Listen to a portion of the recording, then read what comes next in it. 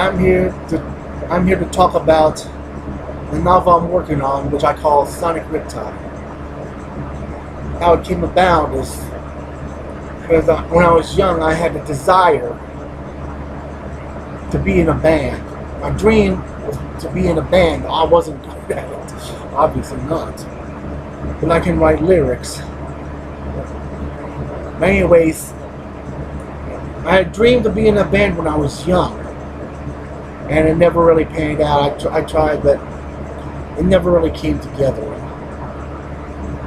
And when I started writing Sonic Riptide a few years ago, it was out of the dream of being in a band.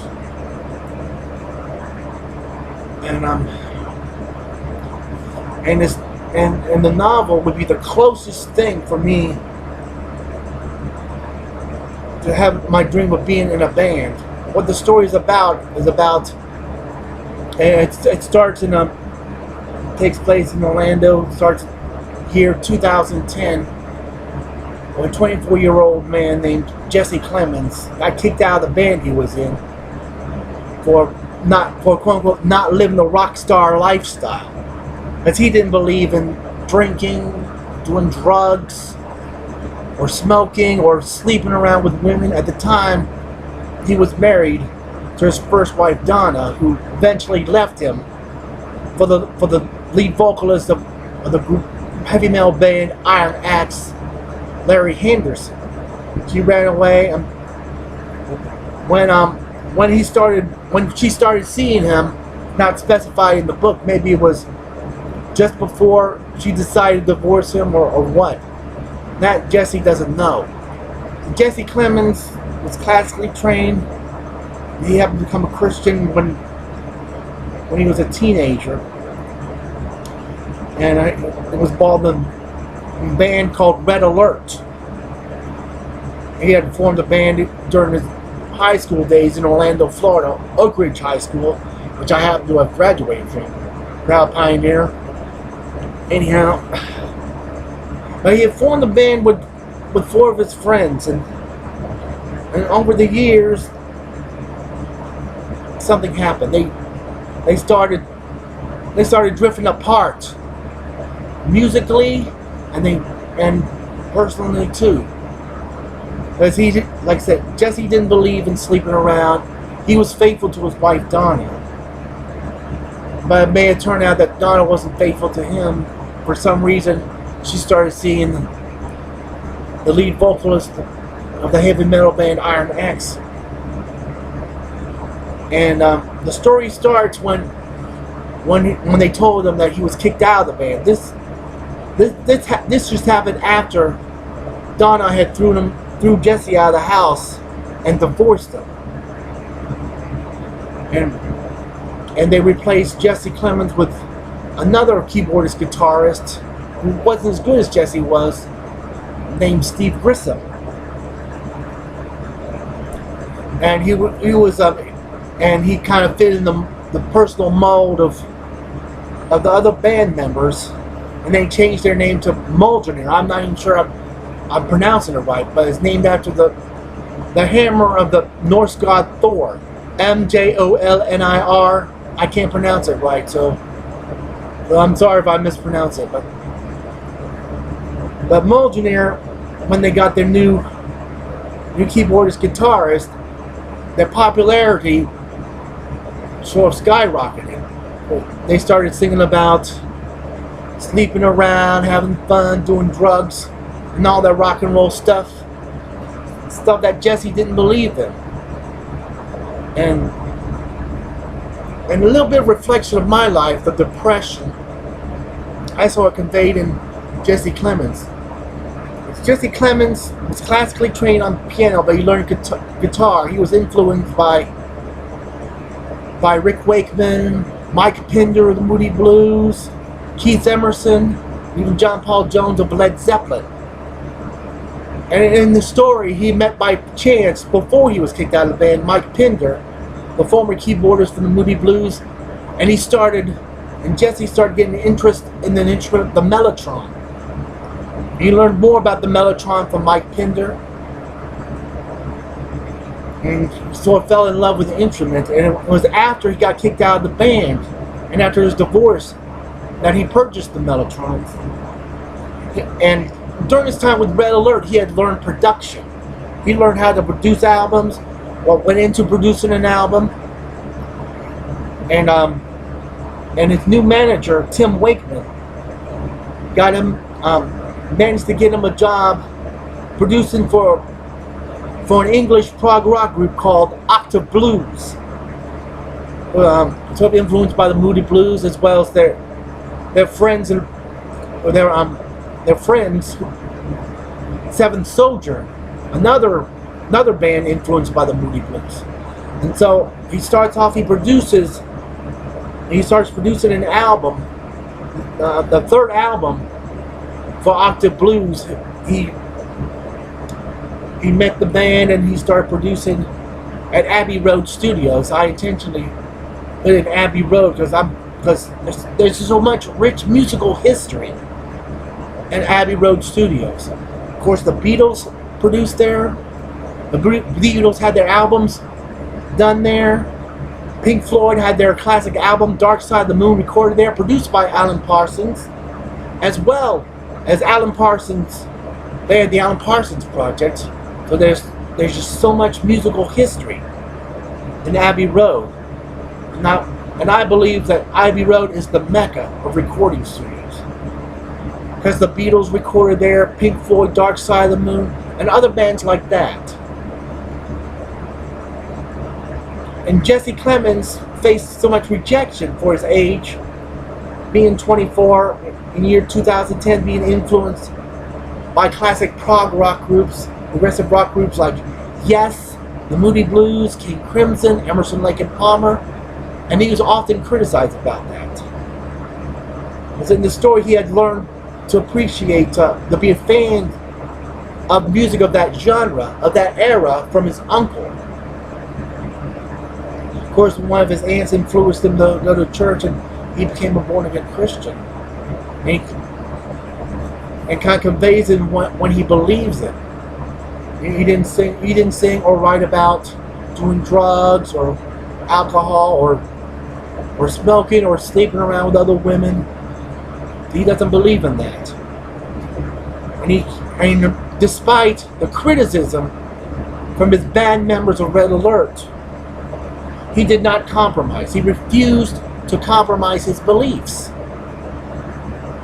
And so Jesse was thrown out of the band, and he started producing for Octave Blues. And that was around 2010, 2011. And in about May of 2011, he was asked to produce an album for their friends, for the fellow band of Seventh Soldier, at Octave Blues, fellow band of Octave Blues, Seventh Soldier, which were also influenced by the Moody Blues. And it was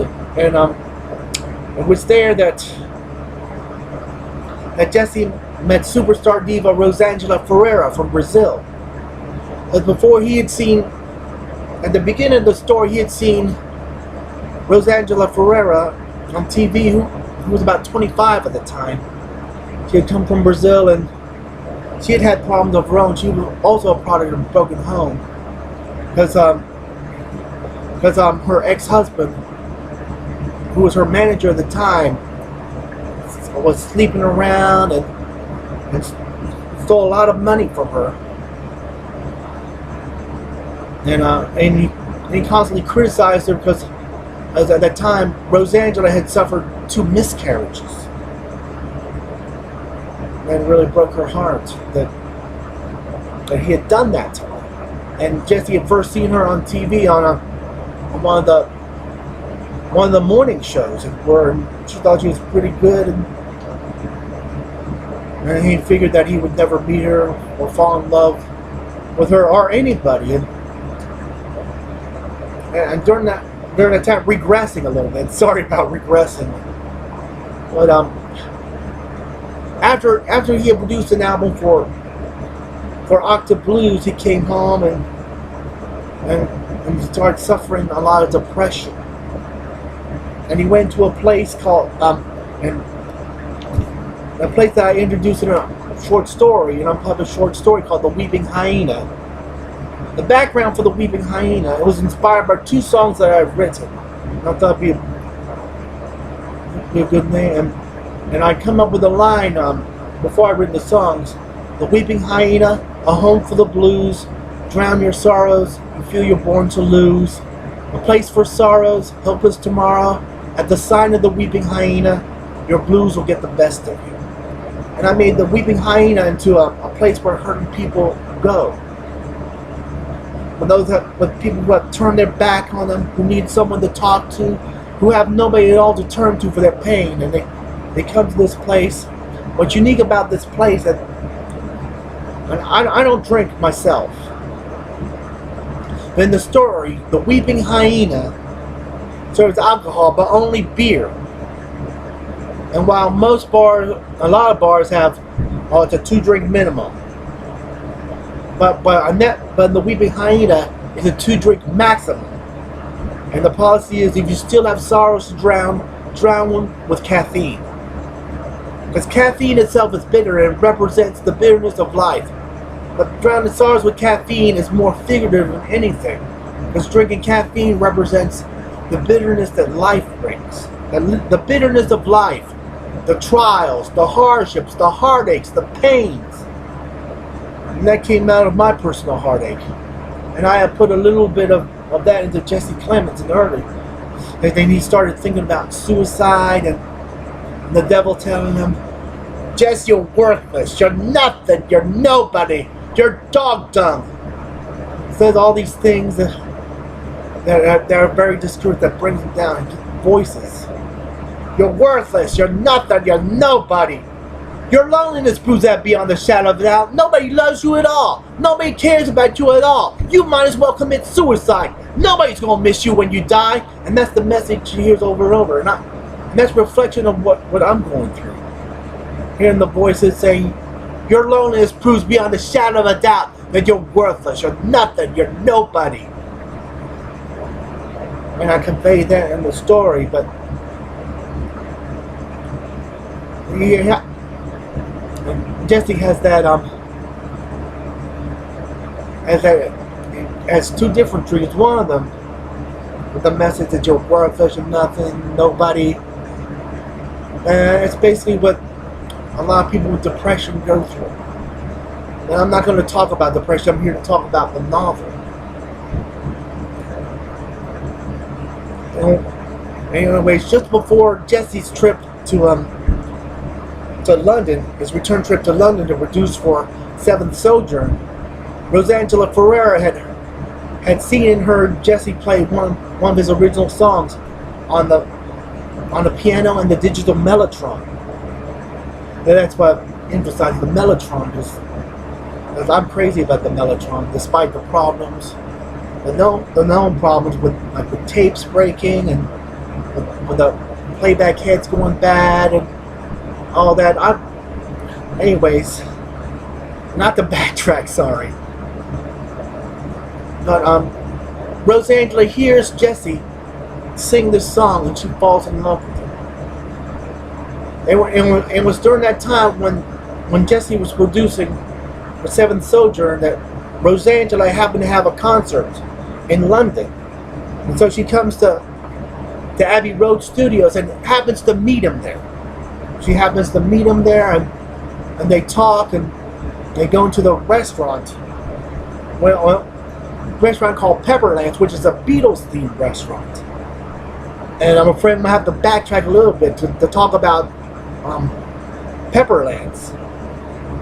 Because being a fan of the Beatles, and in the story, Pepperlands originated in the Beatles' hometown of Liverpool. About a year back before that time. And then they decided to open up Pepperlands in London. And that Pepperlands becomes popular. It has a lot of Beatles paraphernalia.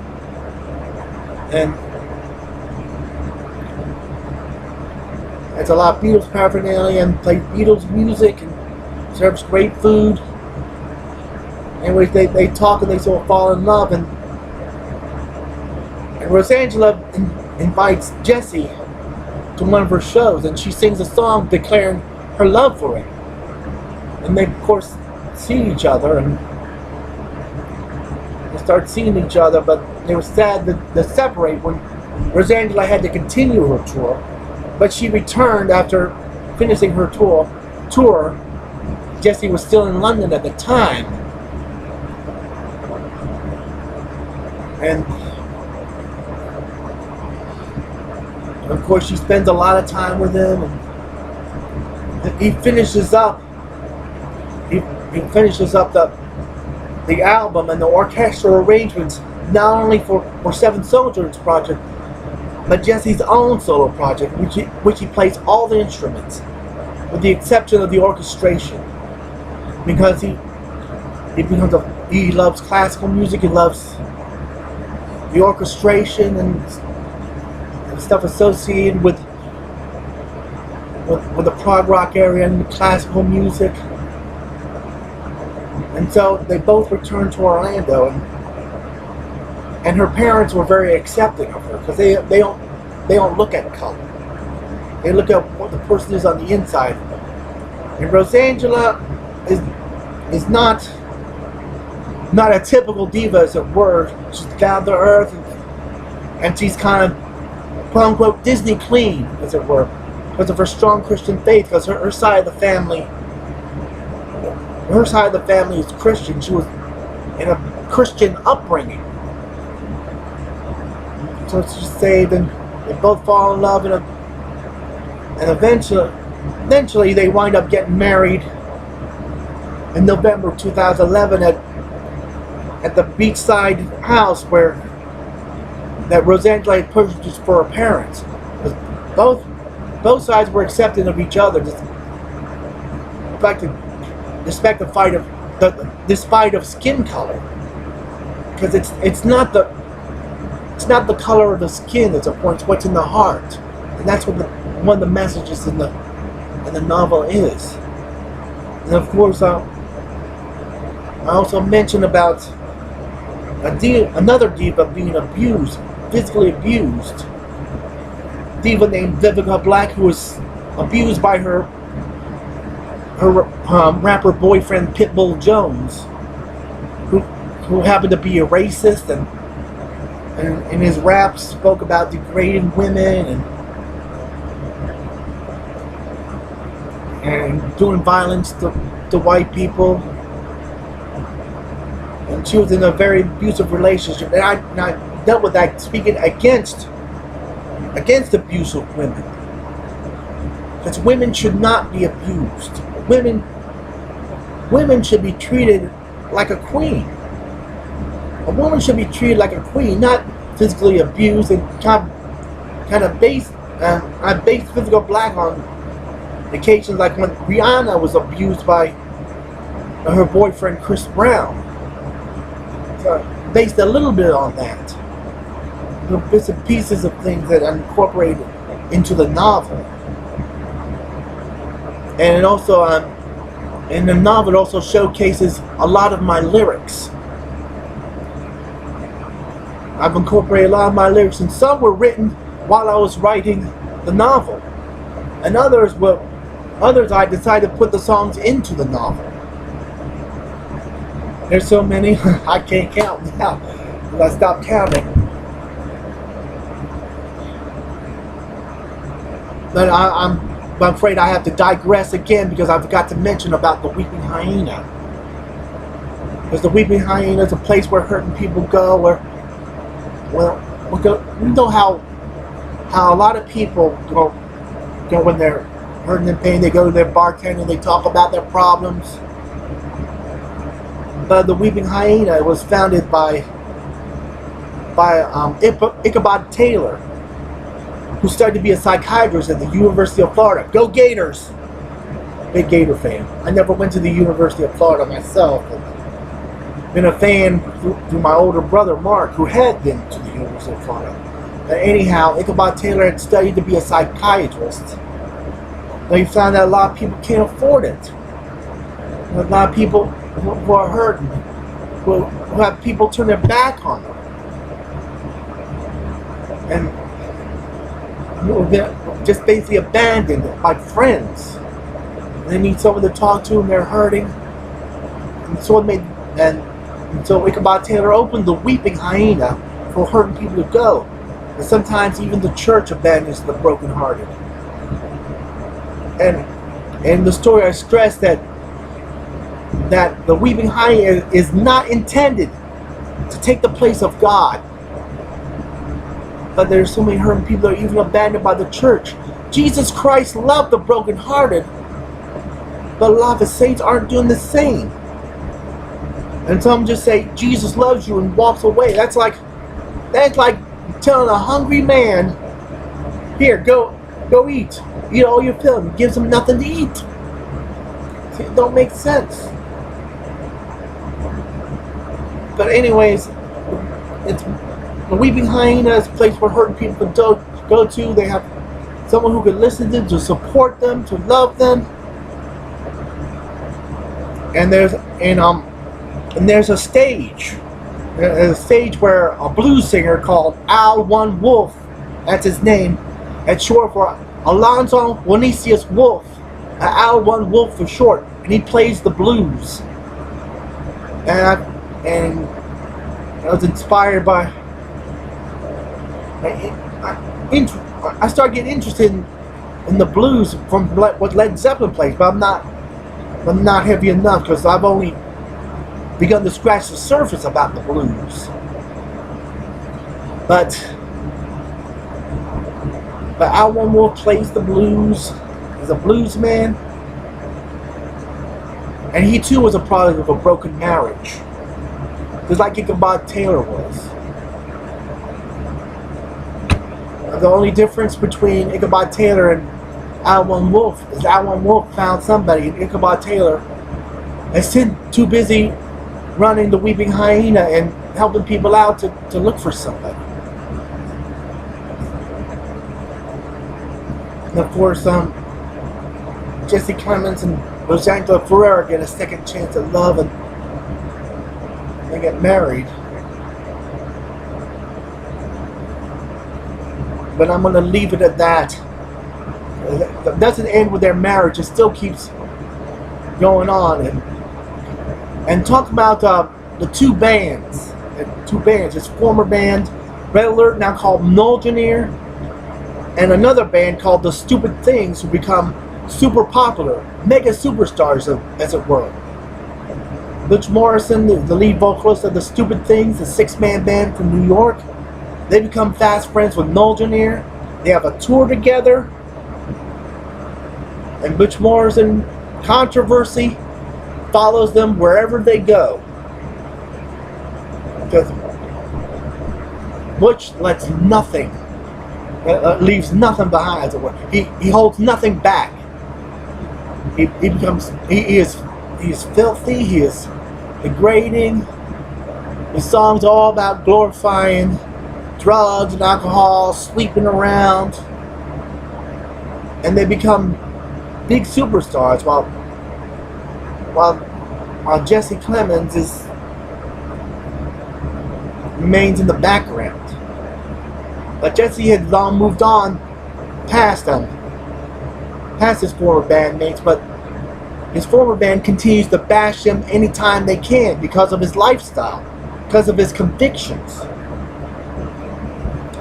And I know rock and roll I've only begin to scratch the surface about the rock scene, drugs and the controversy and all that. In a way, it's good that I'm not involved in stuff like that because of the negative influence, the peer pressure.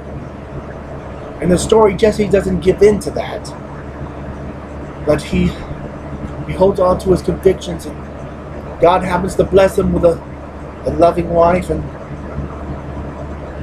Rosangela, despite her clean lifestyle, becomes a superstar diva in her own right. Well loved, but she doesn't sing about sleeping around. She sings about true love, and heartache, and and she's Disney clean, as it were, and she happens to be accepted. But I've written in the novel a rival for her, who's kind of the opposite of Rosanga Ferreira. Her name is Gisela Neves, who's become her ex-husband's lover. And how that's going to pan out, I'm still writing about it. For now, I'm going to keep writing. I'll keep you up to date on Sonic Riptide. And I hope I haven't bored you with the pauses and backtracking and all that. I will give you more details as they come about.